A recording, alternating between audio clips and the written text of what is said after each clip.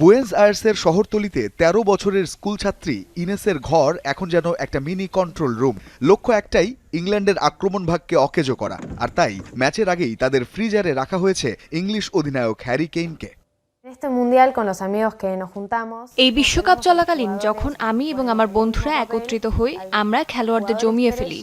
আমরা তারকা খেলোয়াড় এবং গোলরক্ষককে একই কাগজের টুকরোতে রাখি এবং সেটিকে একটি গ্লাসে রেখে ফ্রিজে জমিয়ে ফেলি। সবসময় একই গ্লাস ব্যবহার করি। শুধু ইনেস একা নয়, বিশ্ববিদ্যালয়ের আরেক শিক্ষার্থী হুয়ান পাবলো মানসালভোর নিশানায় যেমন আছেন কোয়ার্টার ফাইনালে নরওয়ের বিপক্ষে জোড়া গোল করা ইংলিশ তারকা জুড বেলিংহাম। আমার আরেকটি নিয়ম হলো, আমি যে দেশের বিরুদ্ধে খেলছি সেই দেশের তারকাদের ফ্রিজে জমিয়ে ফেলা। আজ আমি জুড বেলিংহামের স্টিকার জমাতে যাচ্ছি, যে এই বিশ্বকাপের ইংল্যান্ডের সেরা খেলোয়াড়দের একজন। সেদিন নরওয়ের বিপক্ষে সে দুটি গোল করে ম্যাচ জিতিয়েছে, তাই আজ ফ্রিজে জমে যাওয়ার পালা তার। কারো ভরসা যদি হয় ডিপ ফ্রিজ, তবে কারো শক্তি বাবার পুরনো জার্সি। হুয়ান ইগনাসিও কালভোর কাছে বিশ্বকাপের প্রতিটি পর্বের জন্য রয়েছে নির্দিষ্ট জার্সি।